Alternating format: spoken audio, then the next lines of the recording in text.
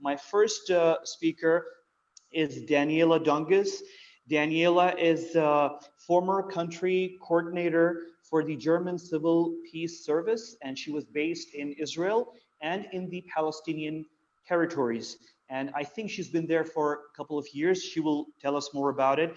Uh, I'm a big fan of hers. She's been working a lot on the Palestinian occupied territories, and she's a frequent speaker at the Human Rights Council every year, where we sometimes and often actually get a chance to meet. Daniela, the floor is yours, and we have about eight minutes. Thank you, Ahmed. I will try to stick to the time. So first of all, thank you for the invitation. It's an honor for me to participate in this panel. Yes, a number of the participants are already familiar from the work of the UN, others not. So let me shortly introduce myself. So I am Daniela Donges. I've been working as a program or country coordinator in the framework of the German Civil Peace Service. I've been based in Bethlehem in the Palestinian territories for 2 years. And our work has mainly been with grassroots initiatives, human rights defenders. So it was a lot of touch with people on the ground. I am most likely the only person who is not a pure journalist in this round, but at the same time, I've done a lot of reporting when it came to the Human Rights Council and the UN. And a number of my friends are also working as journalists or human rights defenders. So there are a lot of similarities. And as we've also seen at the UN, we have a lot of similarities in the different conflicts and the different situations of occupation. And we found that a lot, especially with regards to Kashmir and Palestine. So let me jump to what happened. So basically, I've been working in Palestine for 2 years. And at the end of my work, I was supposed to go back to Geneva to attend the Human Rights Council session, which was in March. And in Bethlehem, we had the first cases of COVID-19 on the 5th of March. So basically immediately after, everything was closed down and I had to cancel my flight. And within short time, there were no flights anymore at all. So basically I was stuck on the ground for about 3 months and only managed to get out shortly ahead of the second wave, which began in July. So I came back beginning of July. In the situation in the occupied Palestinian territories is difficult per definition. People are living under prolonged occupation since over more than 50 years. So basically it's already difficult. With the COVID-19 crisis, this of course increased. The Palestinian Authority was very much aware at that time that the health system under occupation is not able to cope with a huge outbreak. So they really imposed severe restrictions, which means that in the area where I was living, actually, I could move maybe around 1 kilometer around. Otherwise, everything was closed. Police was stationed at the exits of Bejala, which was my area. Side roads were blocked with huge stones. You couldn't cross in Bethlehem from one side to the other anymore. Then there was a curfew. At some point, you weren't even allowed to walk in the streets anymore. So people were really, really staying at home. People were extremely afraid. At the same time, I also have to say that I admire the Palestinian resilience, because after so many years of occupation and suffering, they have developed a way of dealing with such a crisis that was better than in Europe, for example. So they took it with humor and just said, well, it's not the second intifada, at least there is no shooting, we know lockdown and curfews. But with the time, you could feel that people became more and more affected. People, when it came to the COVID-19 crisis itself, people, of course, weren't really informed about what it is, and there was panic. And the panic was also towards especially towards internationals like me, because for them, internationals like me were seen as COVID-19 incarnate.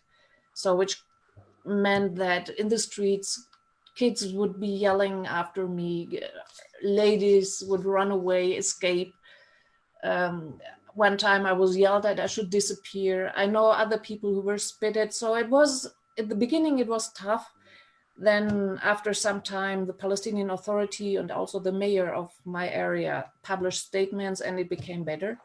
So at the end of the day, we were in the same boat. We were lucky, at least in the shops, we still had everything. Other areas, however, very small villages like Al-Walaja, where our office is located, that were out, that have restrictions from the Israeli side and the Palestinian side, that were really struggling to get vegetables. And so they developed a strong sense of solidarity, which was amazing. And neighbors really help each other, and that's the case until today. So when it comes to politics, everybody knows about this, or most people are familiar with the situation, the ongoing occupation. But usually in Palestine, there are many international observers, just like my friend also who just joined here, this panel. But the lack of international presence means also less transparency about what's happening on the ground. And that was especially concerning when it came to the annexation plans that were announced by the Israeli government.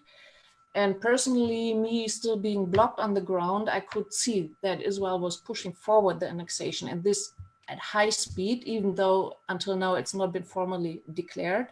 But that was very obvious that they were using the coverage of the COVID-19 crisis also to pursue its plans.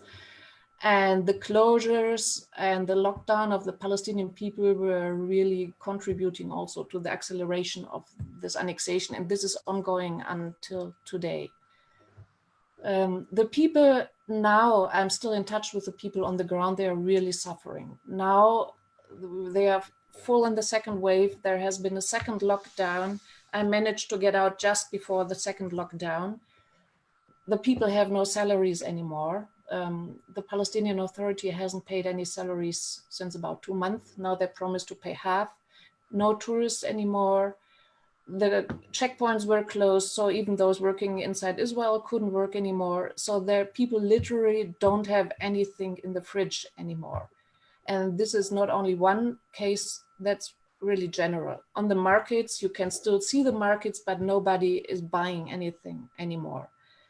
This has led to a lot, to many tensions, which means that family disputes at the moment are occurring every day, also armed family disputes. There is a loss of trust in the authorities, and it's a very delicate situation. The occupation on one side, the corona crisis on the other, the loss of faith in the local authorities, in my opinion, this could escalate any moment soon if nothing happens.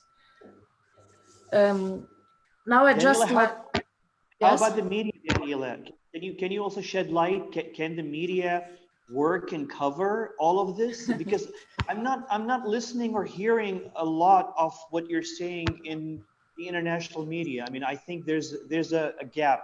Why is it? Is it because of the lockdown? It is because I think all the countries are busy with themselves. I spoke with a journalist from the German TV in Tel Aviv. You know, he said at the moment in Germany they are so busy with themselves and the crisis. He would reach out to them, but most likely there wouldn't be any interest in information from Bethlehem at the moment.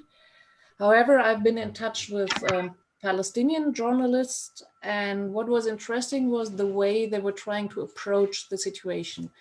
I helped a Palestinian friend to translate a manual for Palestinian journalists, to translate it from Arabic to English.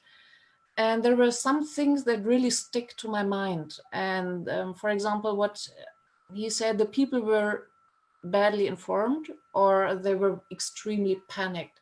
So in this manual, he especially underlined that as journalists now, not to make the situation worse, not to make it worse, so to avoid sensational headlines, then really if frame articles in a way that shouldn't increase the panic and protect the privacy of infected people, because people were really labeled.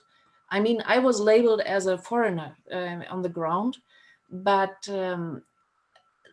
also those families who had a case, they were really they were outcasts in their own society. So that led to big tensions. So my journalist friends really paid a lot of attention not to make this situation worse, or give the impression that certain areas or social groups are the source of the pandemic, and also advised not to take selfies in the field because this may encourage people to break the lockdown and go out. So there was a lot of work done to do this and to deal with the situation. But when it comes to international media, which was your question, especially with regards to the annexation, Israel is pushing for it, and it's still pushing for it. I'm still following also the security updates. The list is getting longer every day.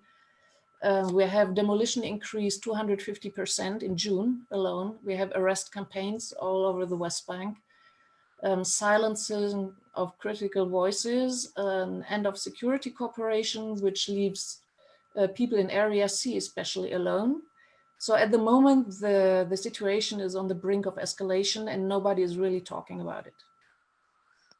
Thank you very much, Daniela. This is so fascinating. I mean, really, you put us right on the ground. I could imagine myself really, and I recall I had some conversations with you on WhatsApp before when you were in Bethlehem, and you always painted this picture where a very vivid one where you make your listener feel that they're on the ground.